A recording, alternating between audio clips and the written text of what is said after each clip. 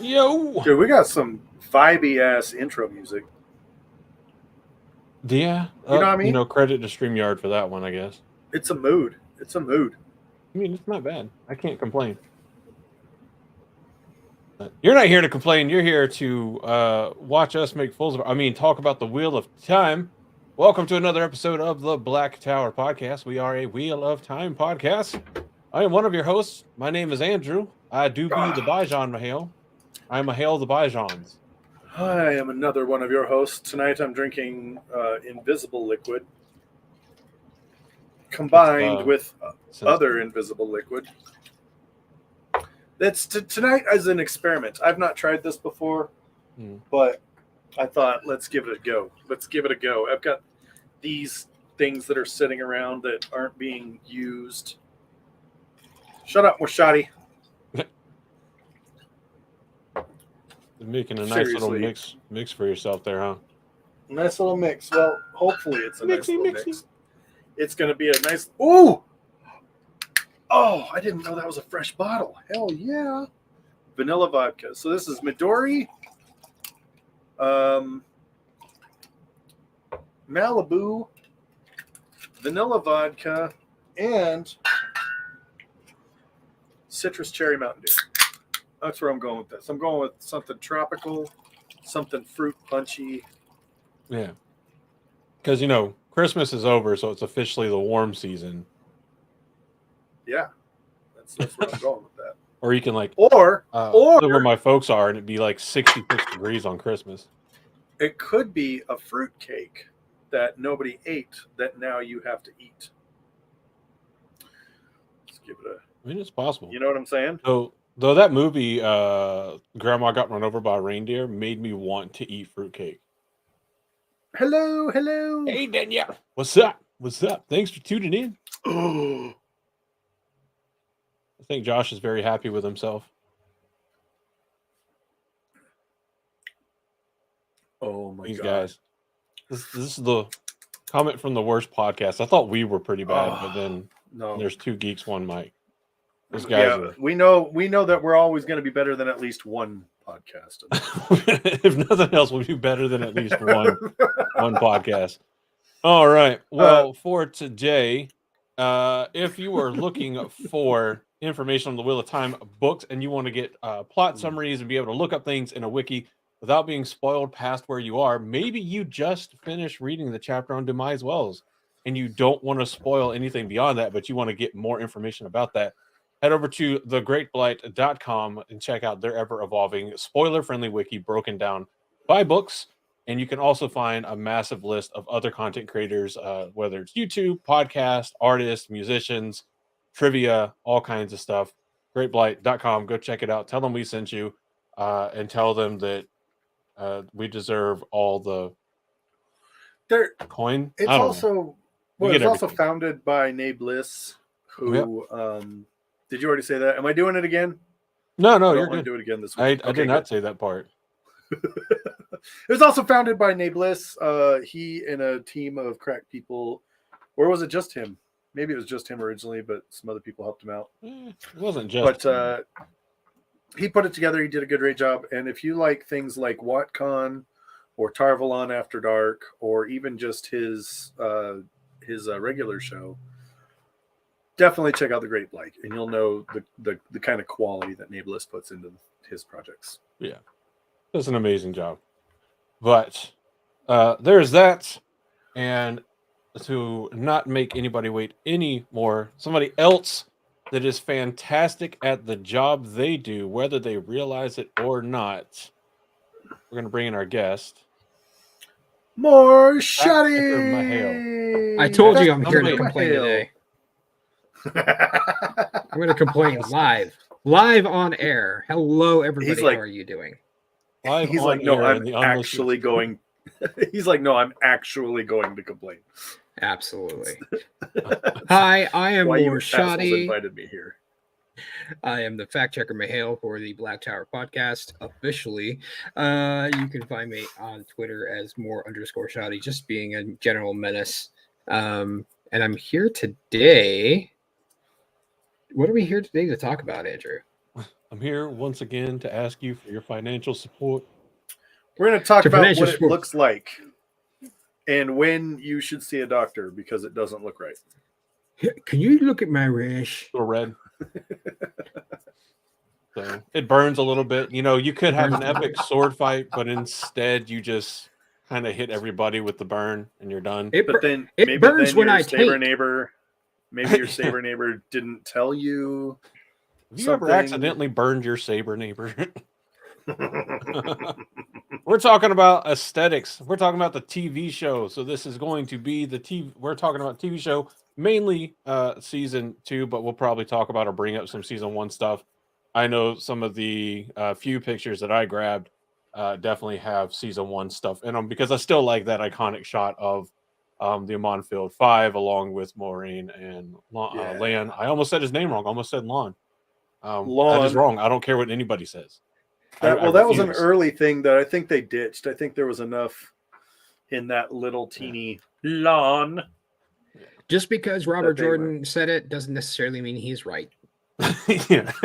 Just because he wrote the books and came up with everything about them doesn't mean he's right. That's right. What does that guy know? It's like the guy who created GIFs. He says that they're pronounced GIFs. Doesn't mean he's right. That's right. Yeah. But yes, today we are those aesthetics graphics interface. Yeah, graphics interface. Today we are talking about the aesthetics of the Wheel of Time. And honestly, just how amazing this season, I think they've really stepped it up, and how close or how far they are from the books. Personally, I think they did an amazing job. Let's first and foremost say visually, everything is just like peak, in my opinion. In terms of fantasy shows, like it doesn't look like any other fantasy show out there. You can't even say that it is like, because most fantasy shows, when you start thinking of fantasy, especially ones with magic and swords and all that kind of stuff, you start immediately imagining something dark, something very low toned. This is not a low color, low saturation show in terms of its aesthetics. No, for real. Yeah. That's one of the things that I've loved about the difference between, because season 1 was kind of like that. Season 1 was kind of, the low saturation, the more dull tones and the more dull colors. But season 1 was even also from the trailer.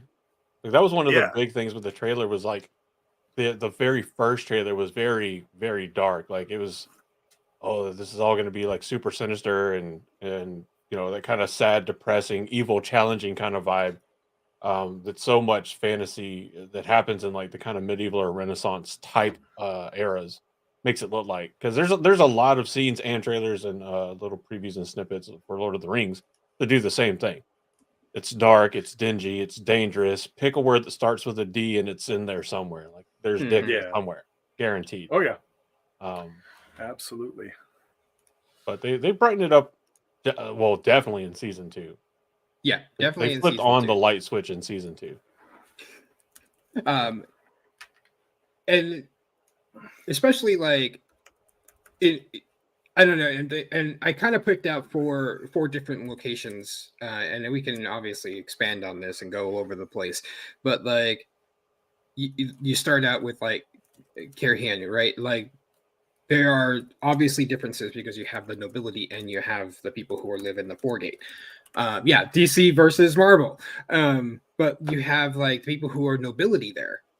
They do have lots of color in their clothing. They stand out. They're very peacockish, right? Which is a lot of what the fashion of what the costuming is for. It's very French. It's very into that era and that century. That's how it was designed. You gotta let me fly. You gotta let me fly, Captain. And so, especially like with like, if I can present here real quick, let me pull up the right one. I was about to say you should be able to present. Yeah. Present arms. Should alms. Present arms. Like, for example, Bam. Here we go. Bam. Look at Yeah. the background there. You got the background with everybody in the foregate. Very muted colors. Everyone is just kind of, you go with that dingy, dirty look. But the nobility, she is dressed as her, she is Lady Moraine, right? Bright blue colors because it's clean, that she's supposed to stand out. Those are the bright colors that they have in this show. I think it's the white kind of like undercoat or undershirt that really is what sets it apart, because the blue by especially by season 2, if you didn't in season 1, which is fair because if you haven't read the books then you wouldn't know to expect it. You expect blue from Moraine. You expect her to wear a lot of blue. So the blue's on par, but it's definitely that white undershirt, and you can see kind of like the frills or the poofiness to the sleeves that helps bloom out the actual blue sleeve she's wearing. It's that undertone of pure white, clean fabric that definitely sets her apart from everybody else around her. Because everybody else around her is, like you said, kind of got that dingy, maybe a little dirty, smoky, hazy thing, but not Moraine. She's clear and clean and just upfront and in your face. Yeah, very, very, very under the radar. Like, she's. It's like what was it? Undercover. Was it the first Dark Knight movie where he takes out like the Lamborghini and is like, it's very subtle. Yeah. Subtle, under the radar. Well, sometimes you blend in by hiding in plain sight. I mean, absolutely. That's what happens. I actually kind of. Now, visually, I see where they're going with this, and I enjoy it. I think they did a great job with costuming for Moraine, because here's the other thing too. Moraine had like 8 costumes on season 2. Like, am I wrong on that? It seemed like she had like several different outfits. Yeah, because she had the one where she was carrying the water, right? She had the one where she was meeting with people, which was her normal Aes Sedai costume. She had her travel garb. Yeah, travel garb. Traveling. She had her Lady Moraine, and then like being on the beach. And to say that, right, like this, it is, each one is a personality crisis costume. Each one was showing off how she was mentally in a state where she needed to be. Each one was, and this is something that actually in listening to Wheel Takes Pod, also a podcast everyone should be listening to, was almost like armor, like that. When she was carrying water, it was very much a workman's outfit, right? Like that's how she got step by step. But when she put on her Aes Sedai clothing, it was to put on that shield, because she could not channel. But you know what? The personality is a whole different story. She was still Aes Sedai. She could still manipulate. She could still play the game of houses. But in a difference from season 1, it's I like that you brought up the kind of armor thing. She ditches the leather pauldrons in season 2. She no longer has the leather pauldrons, which, I mean, we can be every English teacher that ever existed saying like, oh, the author made the door blue because it's a hallmark back to his sadness. And do I believe that there's something to like an actual meaning behind those going away now? Absolutely. Because for the majority of season 2, she can't channel. So she's going to feel, bare and vulnerable, and having the physical one bit of armor that she did have from season 1 no longer be part of the wardrobe in season 2. Is very fitting, but she still wears blue like it's the shield, which is good. I mean, it's very much like, it's like one of the things that she can still hold on to is her identity as Blue Aja, because like I think until a certain point in season 2, not even Suan knows that she can't channel freely. Yeah, and I think a lot of it too. I don't think they. Yeah, I don't think we got a good shot. I miss her gun holsters. That's not what they were from the first episode when we see her. She's got those holsters. I'm sorry, but those are fucking hot. Yeah, for the knives, the hidden knife For the holsters. knives. Yeah. Yeah. But yeah, That the changes in that all was her, nice. yeah, the changes and everything throughout hers now is just to the final shot that she was in on the beach, right, where it was just a white blouse to the almost like as if it was everything was combined down to what it was, right, and it was just Yeah. that last shot was showing a vulnerability, but she was still an Aes Sedai. I think She was in that combining all those particular, things. yeah.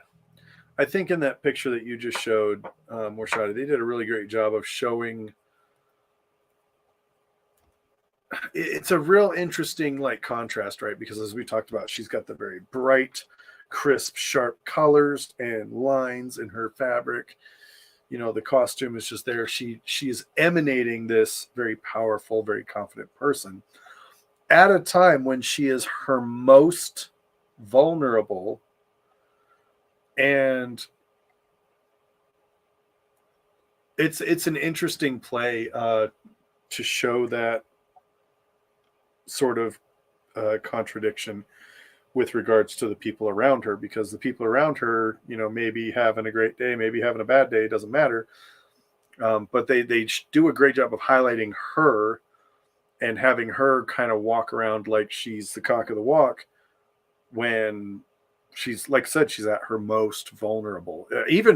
I would even suggest that she's more vulnerable in the series than she ever was in the books. Yep, absolutely. Because in the books, At this point, we don't ever really see her being vulnerable because we don't get a lot of internal thoughts with her right? throughout the books, but we don't ever see her visibly vulnerable until she becomes so uncertain that she has to rely on other people. Correct. And she doesn't want to do that, right? She is Moiraine, Aes Sedai of the White Tower, leading the Dragon Reborn to the last battle. I don't know how far we want to get into. Is it full spoilers? Are we doing that? Right now, I mean, we can do full spoilers for the TV show or for the TV show and the book. Andrea, you're muted. Oh no, wait, that's me. Hold on a second. Oh God, I was Can you hear me, confused Josh? right there. I can hear you. Okay.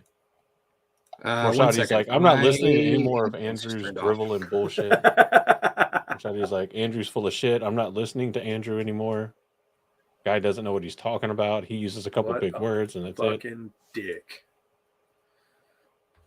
it. Weird. It wouldn't be Black Tower if My there weren't headphones issues. decided to disconnect. Oh, Are they nice. back now? Yeah, they're back now. I don't know why. See, That hasn't I'm happened glad that before. for once it wasn't me, because the last 2 episodes of mine just disconnected. So Yeah, it wasn't me. That's really weird because it hasn't happened before.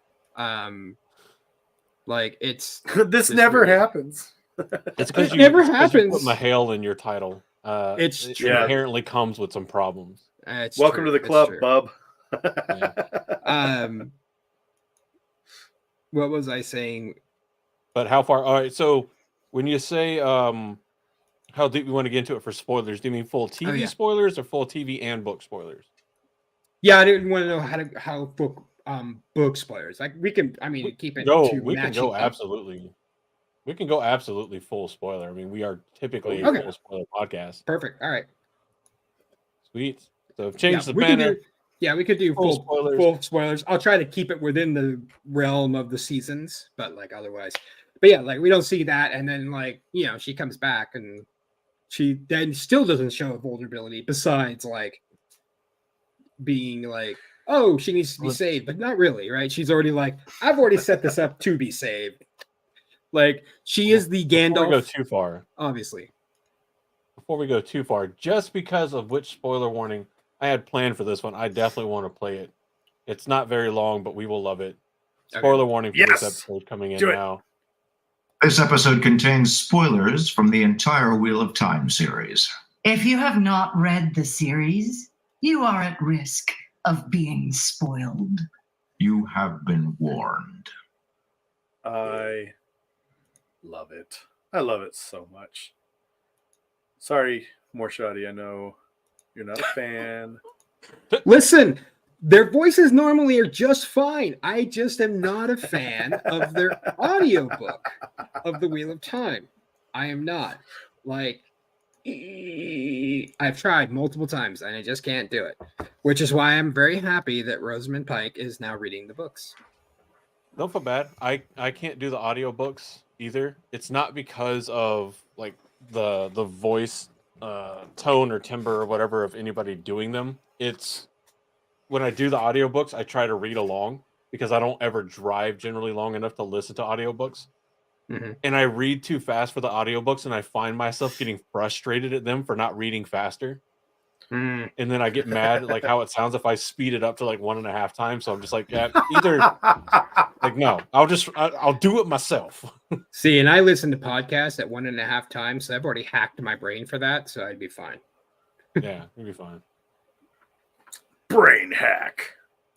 The Anyway. next section. So the next section, that had a massive change in my opinion, and I personally feel like they did an improvement. Was the White Tower in particular? Did you think that was a massive change, though?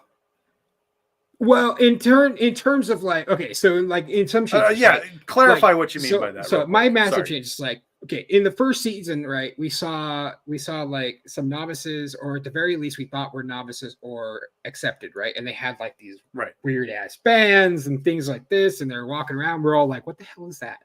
Right? Never really got explained. In this season, all that shit got pulled back a bit and matched up to the books a lot, which I think was a good fucking choice, in my opinion. Yes. Other good choice, I love this. Another good choice, in my opinion, I think in changing some things is what they did with Nynaeve's sleeve. Because if you look at the pattern, I mean, I'm sure and people have now noticed it, but if you haven't noticed it, like obviously in the books, accepted wear all their clothes, every single bit of their clothes, cloaks, hems, like shifts, all of it have the rainbow hemming on everything to show that they're accepted, which is okay, but it would look silly on screen, to be perfectly honest. You look like you had one of those things you went over everything, right? Yeah.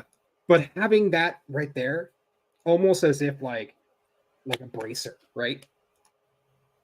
Like I can see it's that. far more subtle than Yeah. the books make it out, and like you just need that one simple thing because you can see here it's not even hard to notice in the slightest. Yeah, in the slightest. And then Um, when you look at the intricacies of it, and I couldn't find a picture of it, just really quick.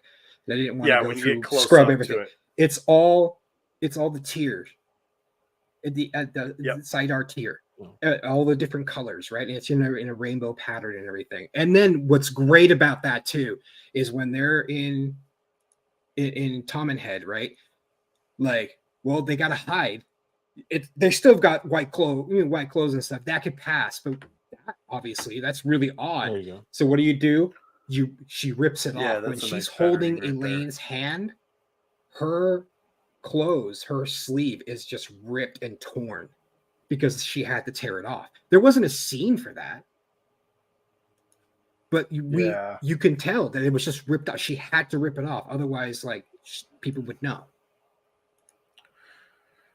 I actually think the costuming for the Aes Sedai is one of those things that they did very well. I know I've brought it up on the show in the past, and I stand by what I say here.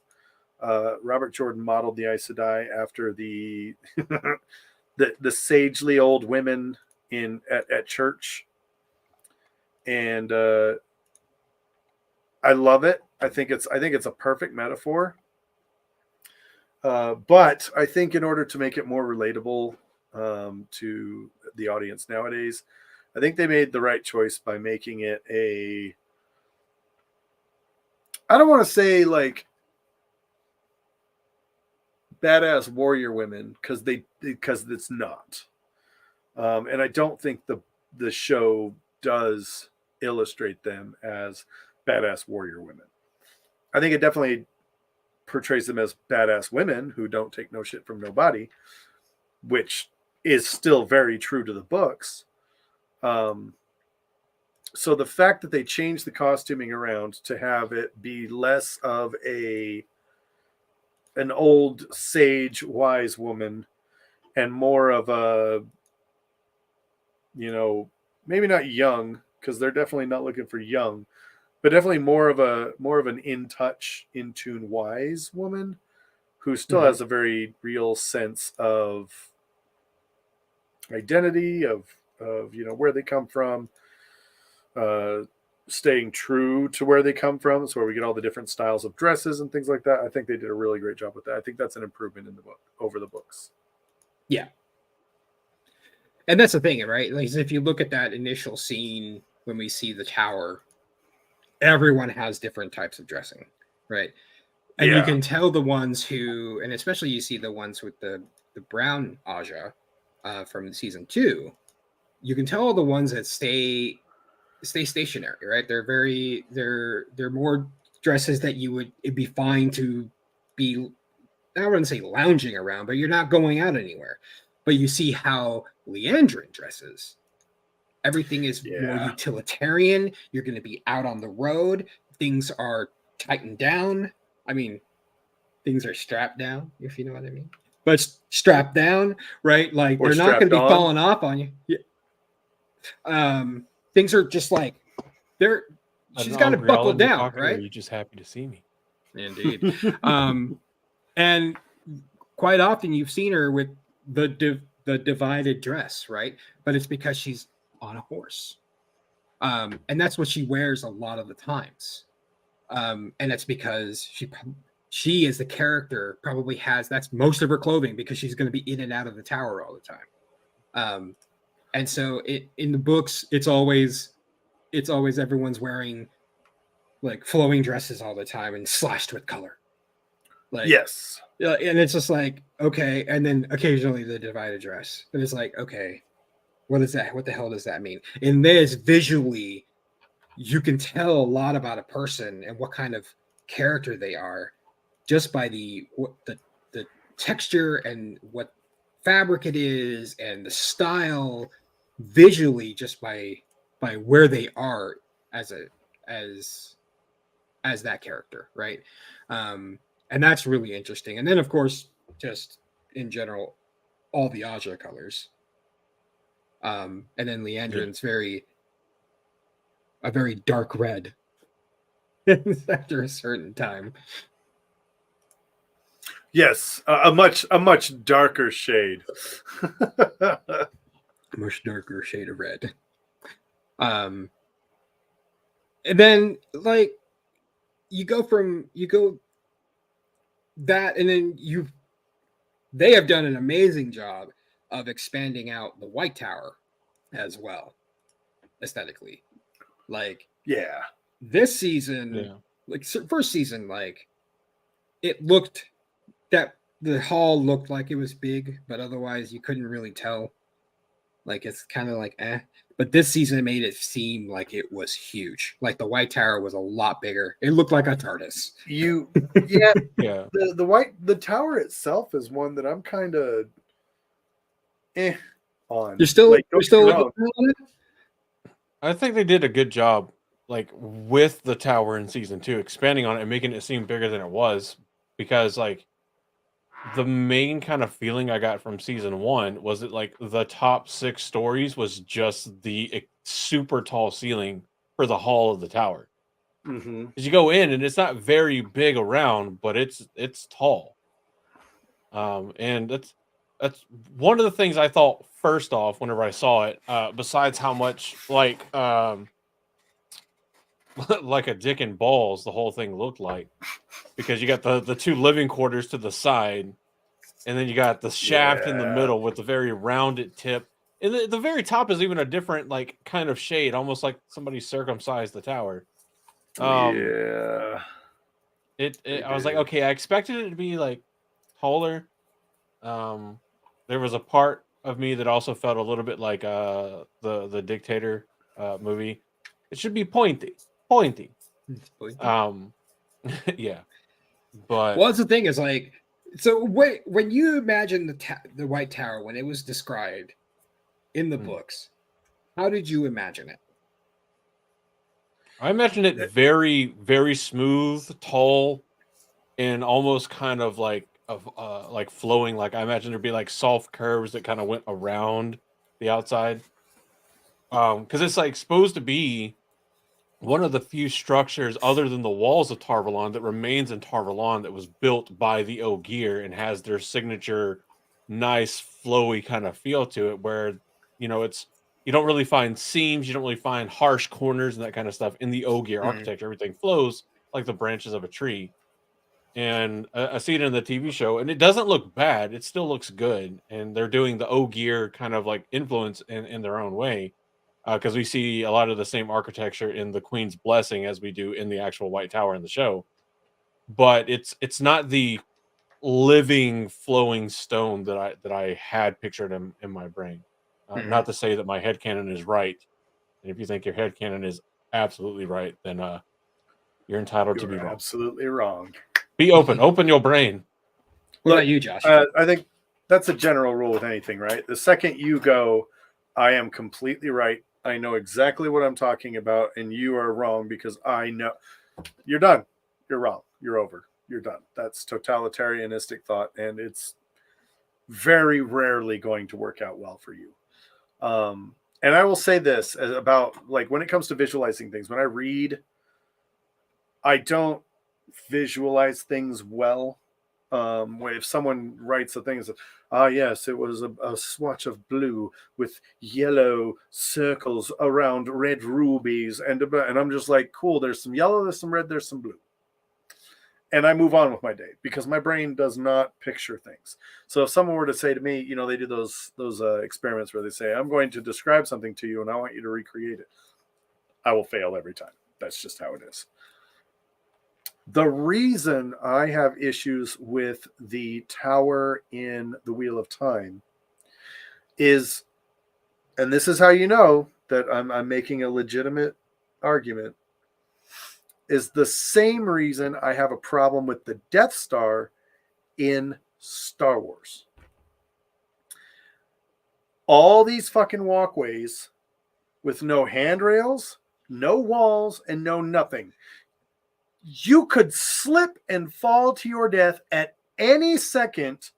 And I gotta feel like, with how careful and how precious Aes Sedai lives are, I'm sorry, there's no way they're gonna have all these walkways and all these openings that just don't have handrails, or that don't have walls, or that don't have some thing to prevent you from accidentally falling over the side. And it's one of those things. I know it doesn't bother a lot of people, and I know maybe they're trying to go for some sort of like, yeah, this is how cool we are, we don't need handrails. Great, awesome. It bothers me. It bothers me every time I watch something. I'm like, yeah, how many people have died on this? I don't know. That's true. That's especially true for that show as well. For a lot of shows that have that same thing, it's like, really, 3,000 years you've been here, and you don't have handrails. It's a complaint in every single show I watch. This whole thing is an OSHA violation. The entire no handrails. Yeah. Like, they've got these entire floors where it's not even like, nettings, cool, even Chinese sweatshops have nettings on the outside of their windows. Well, that's not to save life. That's to save profit margins. Well, I mean, and to make sure mosquitoes don't come in and kill everybody. This is also a good picture. This is the undergirth shot of the White Tower. It makes it look a bit taller. See, and how I imagine it in the books, right, is like having these had buildings like that on the side, right? around it, but there was the main tower that was just one giant cylinder, right? That was the White Tower, right? And it didn't have walkways, it didn't have openings like that. It had likely like things that you can see out of, but it was one giant white tower with little buildings around it that were functionally different. And so when I saw this, I was just like, huh. I mean, whatever. It's gonna be whatever. But like I really like the bottom section, but the actual tower itself, I'm not a big fan of. But I didn't see it kind of sitting on top of this big hill, and that giving it so much of its towering over the city of Tarvalon. I saw it as being like a relatively flat area, like I think you would expect from an area that's been divided in half. Maybe a little bit of a hill, but still. And the other thing is I also like if you look just for size comparison at literally any other building in that shot, obviously the White Tower is massive in comparison. Yeah, look at that little cute building. Yeah, tiny. I think that one's for sale. Check it on Zillow. Yeah, even the Faith Dome of Jerusalem is tiny in comparison. Yeah, that's right. But I don't know. It looks like Elida's already gotten the construction in the back. I don't know on her little palace. But I didn't expect like to have like the living kind of. I'm assuming these are like living quarters, or whatever these sections are on the side. Come almost halfway up the tower itself. But that's not to say that like it looks bad. I don't think it looks bad. It's not what I expected, especially with all of this kind of like support style rigging that goes along the side. Yeah, and I think that's like that part really throws me off. I'm like, why do you need these kind of like support little lines? It's not support. It's not support. It's plumbing. Well, yeah, but yeah. That is definitely still plumbing. Like it's.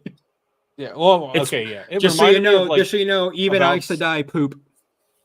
Yeah, it just reminded me of like outside supports on like a 3D print, and I'm just like, I mean, I get it. Exactly what it looks maybe like. the Ogier didn't like build it in, but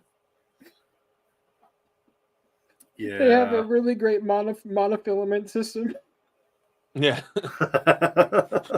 Oh Lord Almighty! That's all it was. The Ogier just had a massive 3D printer they wheeled around, like 3D printer cranes. Yeah. Oh shit. Another group that I think got a good upgrade, not a massive upgrade, but a good upgrade, was the White Cloaks, because in the first season. Thank you. That's the picture I initially found. Right in the first season, they look like a fucking entourage group, like they're like a fucking boy band, right? Which was fine. I was just like, whatever. But what's the one main feature that the entire book, the entire world of the Wheel of Time, what do they call them? What's their main feature? They're white cloaks, and so because they wear bright white cloaks. What's missing from most of these motherfuckers? I see where you're going with this. Jeffrey Bornhold is wearing a cloak like thing on their back, but it's like an anime cloak where it's like right. Yeah. But I was like, okay, I like that. It's fine. It's an adjustment to the design. It's kind of cool. It's whatever. But I was like, all right, okay. But like, they improved on the design a bit in the second season.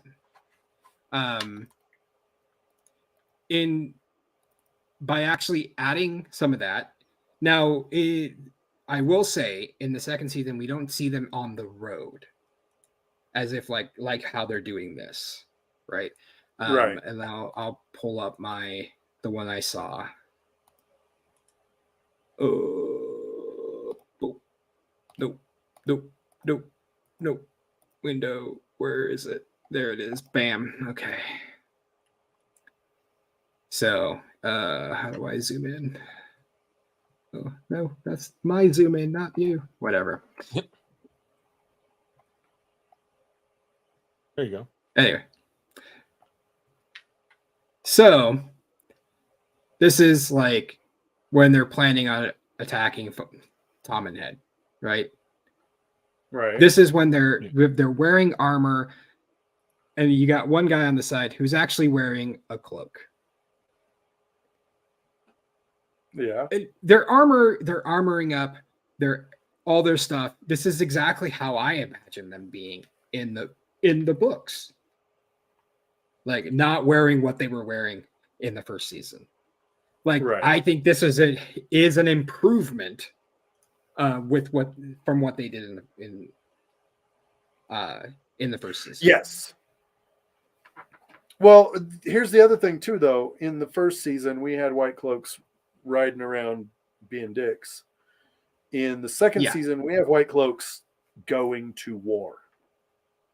Yeah. Which,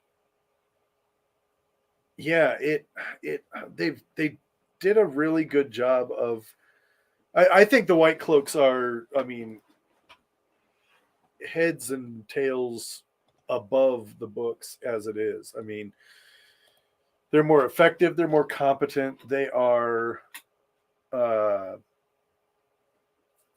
actual threat to Aes Sedai in the TV show. And so the fact that you have these guys that are, still got that sort of Gregorian monk look, but also with the ability to kick you in your taint if they think you're a dark friend. Like, I think is such a good improvement. Yeah. And this is like when they're attacking Perrin, right? And the two on the side, one's looking like he just woke up. The other one is very dressed like how the season one, but Dane in the middle has a cloak on him. And that's another way I imagined how they were dressed in the book. And with the sunburst, and Valda had the questioner's crook mark. They're very out there. They're very open. And it's just I think there was definite improvements to a redesign from the books that I think, hey, you know what? This is getting better and better. It'll be interesting to see what it looks like next season, because we're obviously going to see the White Cloaks in the Two Rivers. At least in my opinion. What do you guys think? I mean, I don't know exactly that it'll be next season. I could see it. I think we're going to see them regardless. So I think it's going to be a thing where we have to see them at least once a season, and we'll probably, I don't know if it'll be season 3 or season 4, where they really get their kind of arc where we learn more about the White Cloaks and just how much we actually don't like them. But we'll definitely be seeing more of them. Well, we had. Yeah, go ahead. Elaborate on that. Yeah, what are you talking about? Dane Bornhall is like hottie. We love him already. Yeah. If Dane Bornhall is any indication, everyone's gonna love Gawain.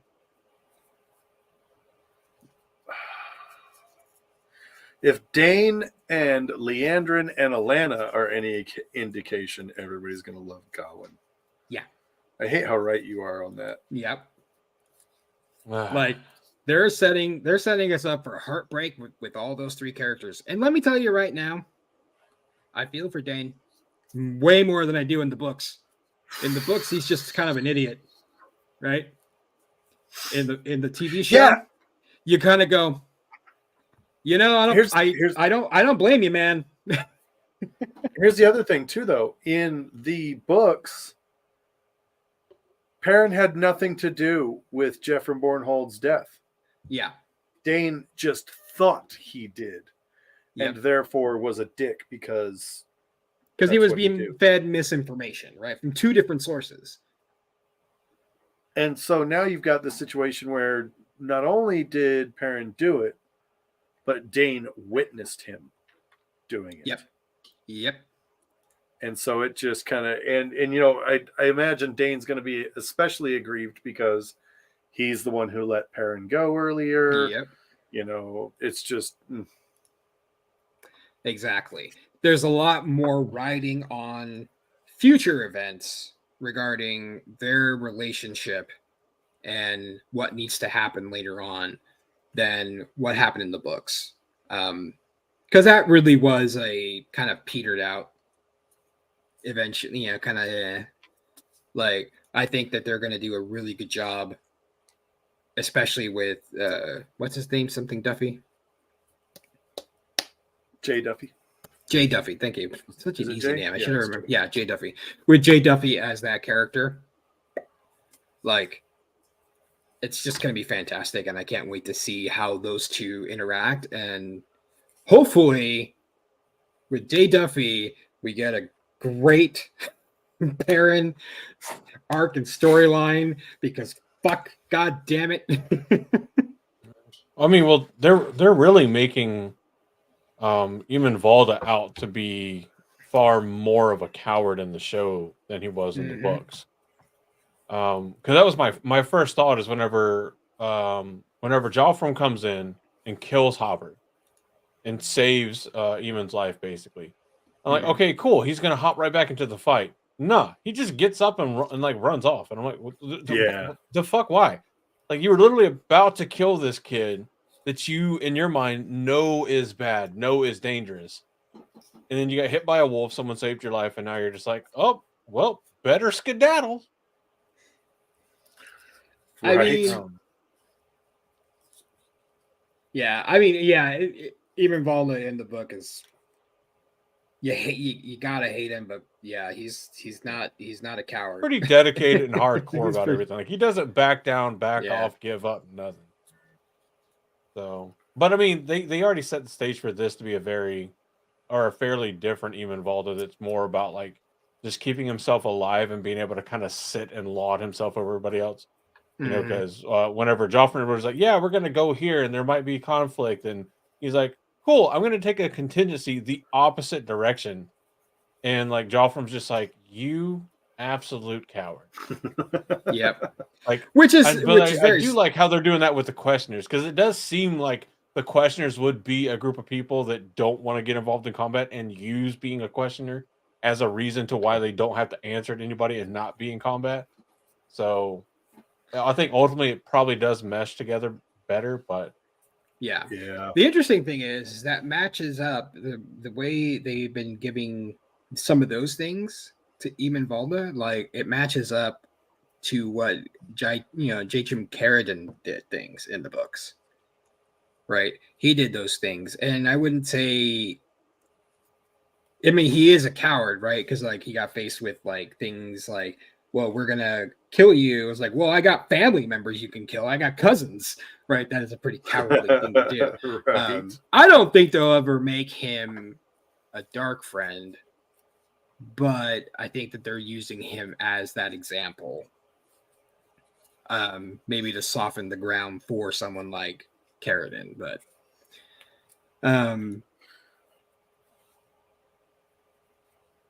interesting. No, it's just always very stark when it happens with Eamon Valda. Like, I still like how they're doing the White Cloaks and everything, because they are showing them. Because if you read like their history in the books, they have been a force to be scared of. It's just in the time we're actually reading it, they're bumbling buffoons, and it's. I always thought it was a bit of a disservice to keeping them as something to be worried about, because everybody's still worried about them, but every time you see them, it's like, but why? They're never effective. Yeah, exactly. So I like that they're making them actually a threat here, because I think that very much represents their history. We'll just see, because even like very quick flips into like cowardice. I like it and I don't. I like it because I don't like Eamon Valda, and I like seeing him being a coward and scared. But I don't like it because, again, having read the books and really liking and loving the books, it's like, okay, I wanted to see the Eamon that would have just gotten back up and went right back after Perrin. Yeah. Not the Eamon Valda that would have been like, oh, a wolf bit my moderately leather armored arm, and I have minimal injuries, and then I was And saved. lifelong PTSD. Kind of Like, it would've- skedaddle. Like, Yeah, in that case, in that situation, it probably would have been a little bit better if like Jeffrem had dragged him away or something, right? Like Yeah. maybe instead of having him run away. But I mean, these are like very much Monday morning quarterback thoughts always, Oh, right? There are No. definitely things I would have changed in terms of. I mean, at all the end of the that day, per I'm episode. not getting paid to direct the show. Somebody else is, and they Yeah, put you it are. in there You're better than Amazon I do, shill. for sure. It Hey, you signed an you know- NDA. We can't talk about that. God. I didn't sign nothing, and kinda- NDAs aren't enforceable. kind of brings up, right? Well, that's all we got for tonight, guys. It kind of brings up the question of, are the White Cloaks effective? Did they capture that Yellow Aja person? Did they get lucky? And you that's know, the 'cause that's the other. he thing. was Yeah. very confident. He was very confident when he had the upper hand, but as soon as he lost that edge, in every situation he ran. So Yeah. that's going to be interesting. Well, you see that with their Um, dress too from season one. They're only the leaders. Well, I mean, they're all wearing pauldrons, but they're clearly decorative more than they are meant to actually Yes. protect. And they're like just roaming around. They're like, oh, nobody would dare attack the children of the light. Now they're like, No. strange invaders. They might be dumb enough Yes. to counter the creator. Let's go. Yeah, exactly. I I'm will gonna say take Um, my though. big fuck off heavy ass battle axe in the battle and die to an axe myself. I will say though, like And Perrin still doesn't get an X. Just saying. Rafe and company, how they get us to endear to the White Clothes? Like, so what else do you expect us to do? They're murderers and slavers. Like, God fucking damn it! Like, how do you root for the White Cloaks? You make them fight people that actively pursue the institution of slavery. Right. Yeah. That's about the only way you can look at them and be like, maybe they can redeem. Maybe Wow. they're not so bad. Yeah. Well, Oh, I like this. I gotta say, He keeps leaving his axe in bodies. Speaking of slavers, right. I gotta say, Do we want to talk about them now? well, I was actually gonna say, do we need to talk about them? They've been done to death. And Well, I'm I not wanted- Well, we sure- can very quickly show some. yeah, show some- quickly some quickly pictures of come them. up. Yeah, go for But it. what I Go for wanted, it. Yeah. like for the most part, because what I wanted to bring up. So a lot of what was created was definitely I personally think matched what was in the book. It just was kind of all over the place. The biggest complaints I think people had were in terms of honestly everything up here. Are we talking about Suroth? Oh, the I think head Suroth is stars? probably the biggest one, right? That's definitely the biggest. I can't believe I don't have a picture of Suroth here. Let me find one real quick. While you I stare tried at finding Turok. one. Someone I else. tried finding Someone one. who also. I tried finding you one have one? myself. I didn't. I couldn't find one with her head piece off. Because I think with the headpiece on. So one of the biggest differences, I think, is that she in the books, and someone correct me if I'm wrong, they don't have something like that. They do have pieces like that, but they're like in Memory of Light. Tuon is wearing a gold piece that lays on her head, but Yeah. does not wear. It's- None of them wear big headpieces like of that nature. No. No, the high blood do not. Right. The low blood soldiers, things of that nature, wear what the soldiers wear mask wise, as you know, the bug pieces and things of that nature. That is a piece. So that is definitely a change. It's an interesting one. when she's I wearing got that, this one specifically because you can see the soldier's kind of mask over the shoulder of the soldier. which I personally love. I love the Oh, yeah. otherness that they have with that armor. It's very much what I imagine as the piece, and like now that it's real life, that's all I can imagine now that I think about it in the books. I love what here on Turok's seat. If you notice at the very top, there's 2 crescent moons, Yes. which is important. Well, we're full book spoilers. You got the daughter of the 9 moons, Yes. who's part of the royal family. It's fair to assume that the moon or the crescent moon not only is I think we do know, in fact, it's an omen for the Shan-Chan. It's a good omen for them, I believe. Yep. But this is part of their ruling family's symbology. Yeah, and like symbolism. another, and That's another, not symbology. The I word literally think heard you were Willem looking Dafoe in my for head. So as what's I the said symbology of this? Symbolism. Symbolism. Another piece that people were very on the fence about, right? On the The fence. fingers, the fingernails. Oh yeah. The fingernails. Okay. I saw actually- the best meme that was whenever Soroth gets hers cut off, and it's when you haven't seen your boo in a long time and she's coming over for booty. Nice. Oh, that's too funny. The fingernails didn't bother me. It did bother me that they weren't lacquered, like they weren't colored at all. But so, like, You got a problem with natural which fingernails? is a simple detail. Like, why was that left out? That's and such that's a the thing, simple it's like, detail. in researching, I want to make sure that I was correct about this. With the exception of the royal family high blood, these 3 fingers are the only ones that are lacquered in 3 levels. That's it. For the most part, you're not going to see this, especially on screen. Right. Even if it's the different colors, which is red and black for the royal family, and then blue for the lower blood. The basis of the world for the Shan-Chan is based off of is it Manchurian?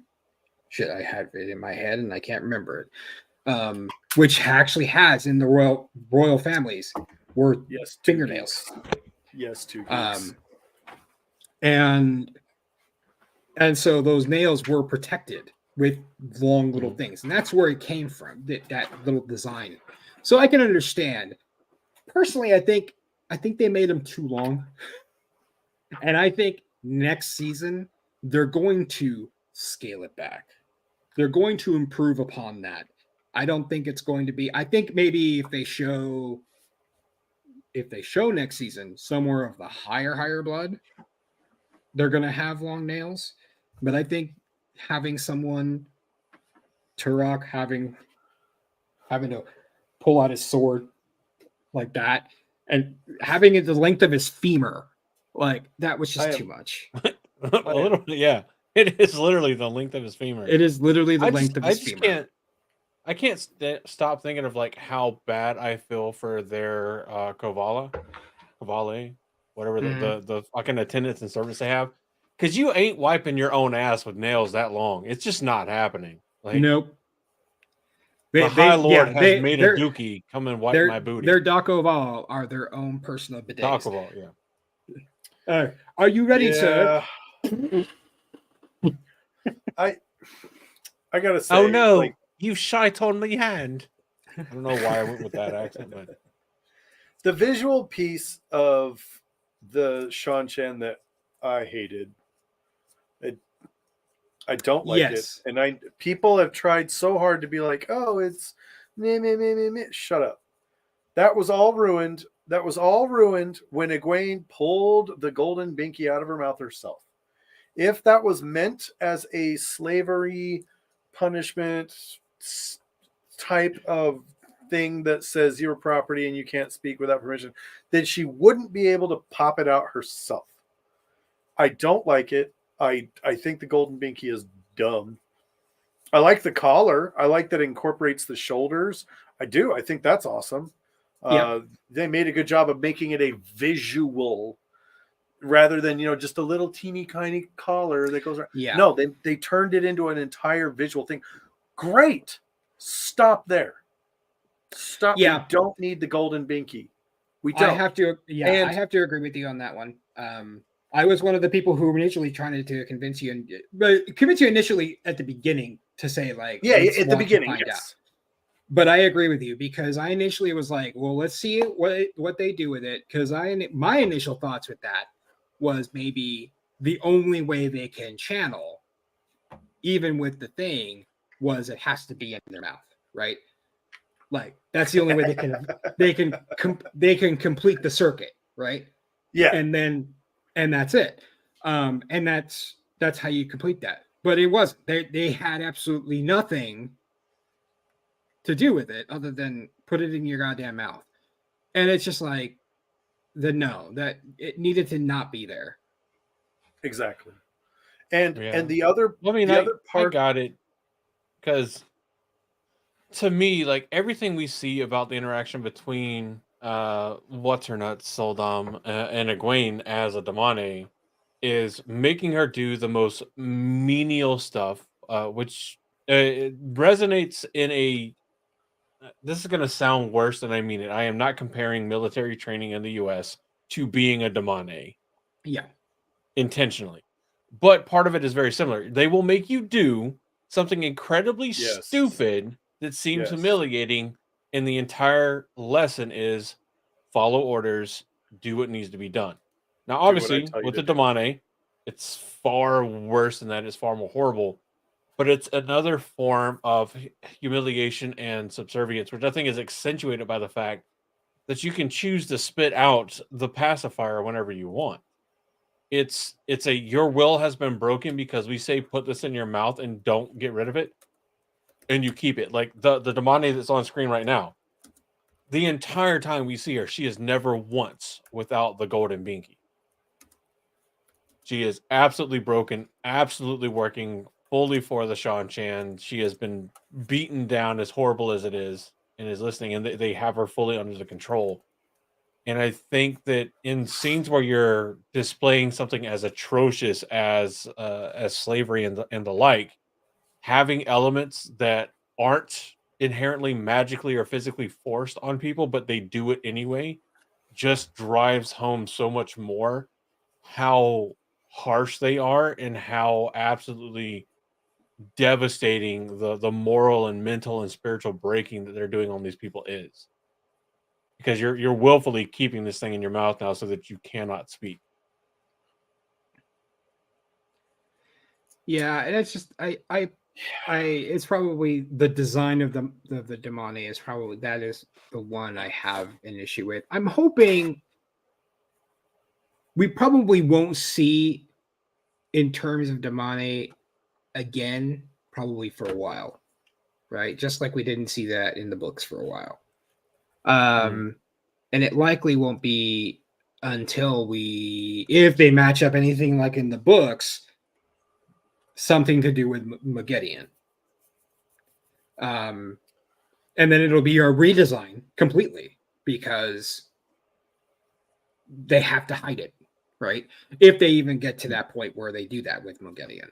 And it's possible that redesign becomes a reality and then it gets changed. Like the Shan Chan go, oh, this is much fucking simpler. And then they fucking just change it. Who goddamn knows? Yeah. I also, it's just not one of my favorite things. It's just for sure. But yeah, it's for the most part the Shan Chan stuff. I am like 90% was happy with it. Like there were just little tweaks that I hope they improve on. Yeah. Aesthetically, I'll agree. The Shan Chan were always over the top and just absolutely insane in the books, and that's such a difficult thing to nail in the in the TV show, and that was a tall order, and I think they did a good job with it. I do overall, even though even through my disdain of the how the Suldam look and how the Damane look, which actually the Damane, I love how the Damane look, with the exception of that stupid binky, like the gray dress, like I said, the collar that like expands out on the shoulders and everything. If there's anything I learned, absolutely amazing, from Maggie Simpson and Dill Pickles from the Rugrats, never insult the binky. Never insult the binky. Okay. Yeah. Well, do y'all want to see some of my favorite as we're kind of starting to get closer to the end of this episode? Yes. Yes. So some of what I loved, it's 2-part, and I'm gonna sound Yes, a little baby. like old Matt Hatch here. We're going full Matt Hatch. Full Other Matt than the Hatch. headdress for the other one that we'll go to after this. I loved the Paladin Lanfear costume, as I like to call it. And I also love there's a dichotomy here with Lanfear, because when she's wearing it at night, she's wearing mainly all white, shiny, standout. But then we switch to a scene where she's in the day and she's wearing all black. Now I deliberately chose this one because I hate the headdress that she wears. Yeah. I hate it. To me, it looks dumb. Like, no, this Dommy Mommy, I'll do what you say. With the headdress, what's wrong? But I love this dichotomy of it's bright outside, she's in the desert, she's wearing all black, and then it's at night, it's dark, she's wearing predominantly white and gold. She does want to stand out. These were some of my favorite costumes the entire. Yeah, she definitely wants to stand out. You know, she's peacocking for Luce Theron. Yep. I mean Rand. I mean both of them. Even Natasha said that she loved this costume of all of them, because she was like, it had these shoulders and it was fitted to me perfectly, and so like when I walked, it felt like I was wearing nothing, and I was walking through this set, and it was just like swish with me, and I was like, it was a perfect costume, like for that one scene that she wore it. Yeah. I think no, it was two scenes. Yeah, too, because she wore it walking through the foregate, setting everything. Yeah. No, was it the foregate? Yeah, it was the foregate. Yeah. She set everything on fire. Well, 3 scenes, I guess. Foregate, going to the waygate, and in the actual ways. Because I mean, it's almost a continuous scene, because she's walking through there and makes her way to where Moraine and Rand and Lan, and Lan's inexplicable knowledge of channeling and what needs to happen, kind of stuff is going on. Semi inexplicable,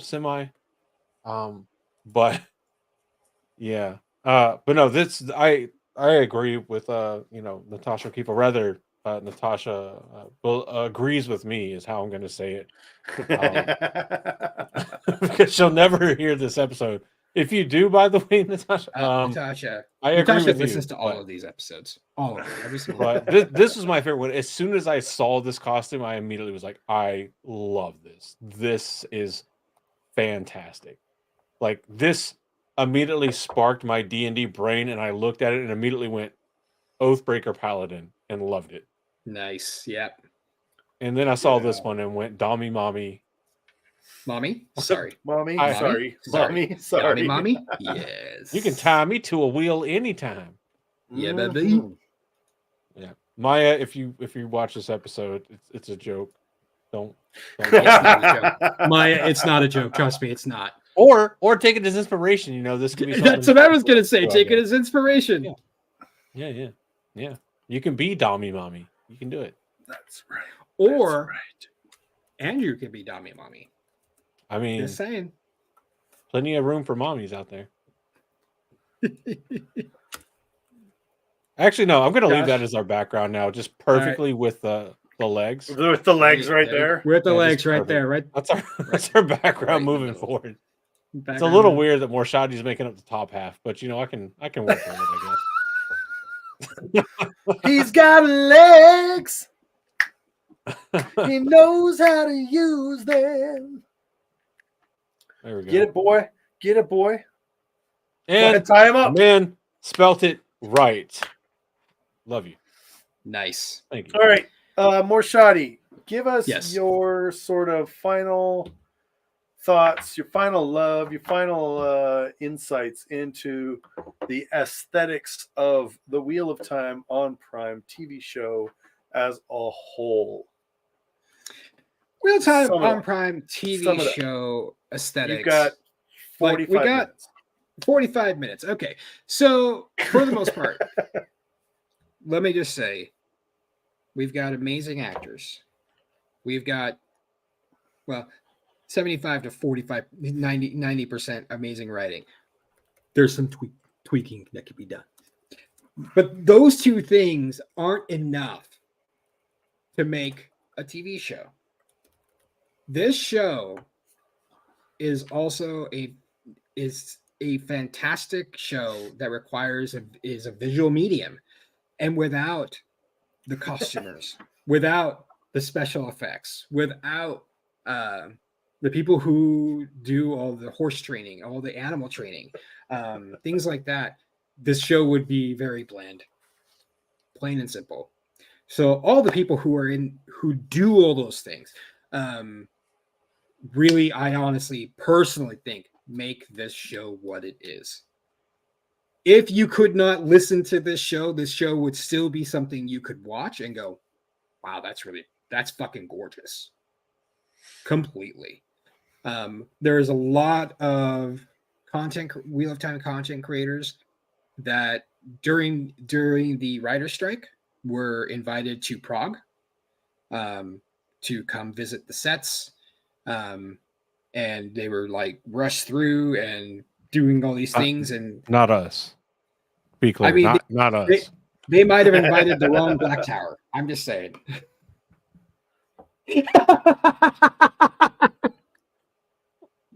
That's also under NDA.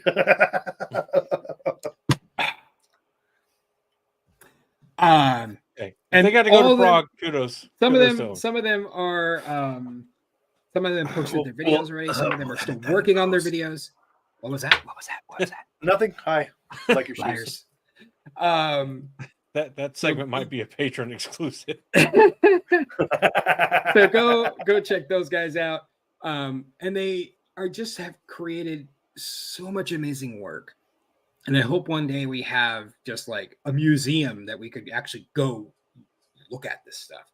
And I hope we get more interviews with the head designers with this stuff, because it's great to get like interviews with Yosha and Rosamund Pike and Rafe and all these guys, but like I would love to get more interviews with the Horsemaster, right, and talking about like how these things are trained and or the what sword kind of master. training goes into the sword master that goes. Well, what the fuck he's doing?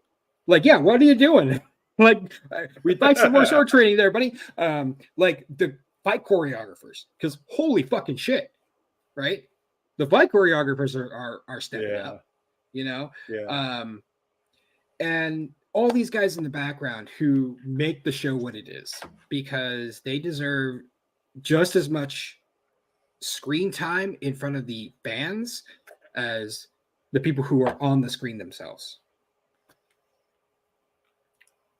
And I hopefully, and I do see it being that the continuing Caesars are just going to get better and better.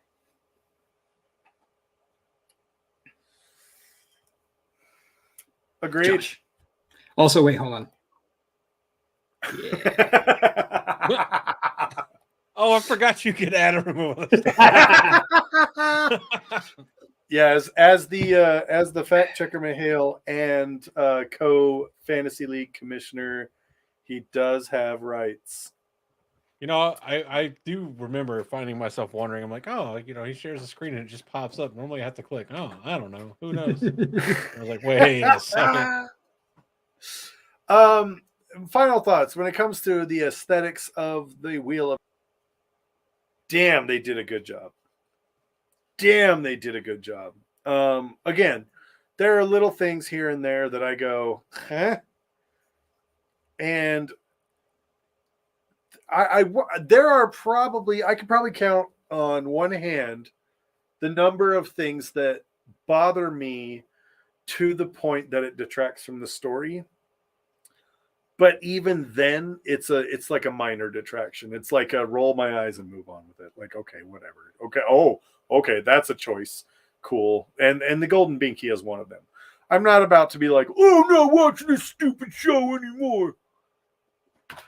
I hate the Golden Binky. Guess what? I'm gonna just fucking keep watching and just deal with it because I'm an adult. Well, which is the only time you can ever accuse me of that. So just fucking stop. I accuse you of a lot all the time. As far as aesthetics, like the costume designers, set designers, God, they nailed it. They did great. They did such a good job of making this visually unique. Because as MorShadi stated in the opening of this episode, this isn't Game of Thrones, and you can tell. You can tell this isn't Game of Thrones. This isn't Willow. This isn't Lord of the Rings. This is none of those things, and it you can tell it's immediate. And even when the visual team did the fun nods to the fact that this is in fact in our world, right in that episode 1, season 1, go back and look at it.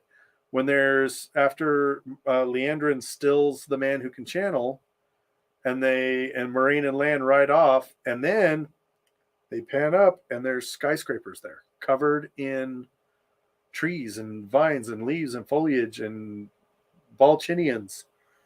And the thing is, it is visually stunning to the point that it's probably one of the better adaptations visually that are out there. And that's my final thoughts. No, I like it. I'm not sure where the Balchinian thing comes from. Men in Black. I'm thinking, scratching my chin. You know what they say? No, Behind Chuck Norris's beard is another fist. Well, behind Andrew's beard is There's balls. another set of cojones. Balls. Oh, I just like flung liquid off on my mustache. Weird. No, I loved how season 2 looked. Season 1 looked pretty good, but season 2 I think absolutely nailed it. I still very much love my comparison inspired entirely by MorShadi's adequate, well, not just adequate, but fantastic analysis. That season 1 was in a dark corner of a dark room, and in season 2 they flipped on the light switch. They paid the electricity bill and turned it all back on. And it's a very vibrant world. It's a very colorful world, and I think they nailed so much of it. I can't get over Lanfear's costuming. Lanfear is probably like my second or third favorite Forsaken, but the costuming so far has been my favorite for season 2. So we'll see what they bring to us moving forward. But they've done an incredible job with building the sets and creating the places that we're familiar with from the Wheel of Time. I think they did a lot better with that in season 2. They were able to get back a lot closer to the stuff we expected to see from the Wheel of Time, while still introducing some newer, unique spaces, which I like. I didn't think I would like the Leandrin storyline, or not Leandrin. I do love the Leandrin storyline. Did kind of surprise me a bit, but the Lanfear and Rand kind of storyline that went through season. Well, I say Lanfear and Rand. The Lanfear storyline because Rand doesn't do anything, but Rand Fear. he looks good while doing nothing. So True. kudos to that. It looks good. Okay, It looks great. that's a big statement, though. I mean, yeah, I've said it more than a few times now. I mean, that's a pretty classic thing for most of the men in the Wheel of Time books. Yeah, but normally it's parents.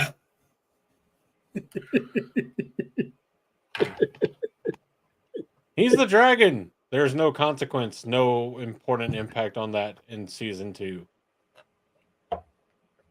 He just stares around and does his best Clint Eastwood, staring through his squinted eyes. Listen. Anyway, if it wasn't for Rand, with all that, like, if it wasn't for Rand, we wouldn't have legs. that's true. Heyo. No, but I love it. It looks great. I do enjoy the show very much. And that's how you know that you really do enjoy something. You can poke fun at it, and some of it's constructive criticism, some of it's just funny to say. So I love it. Costume's doing great. Set building's doing great. Nailing the aesthetics, putting all of that money definitely to good use. And I'm very happy to see that the Trollocs look actually really good in season 2 compared to how they were at the end of season 1. So good job. That's my final thought. Nice. All right. Well, That's my final 2 cents. Well, that's the way. thanks everyone for being here. Thanks everyone for watching. Let us know what you think about the visual qualities of the Wheel of Time TV show as a whole in the comments down below. Everybody make sure to say a big thank you to our boy, Sexy MorShadi, right there, because he is sexy and he is MorShadi, and we love him. Everybody make sure you say a big, hey, you're awesome to our Bajan Mahale Andrew over there.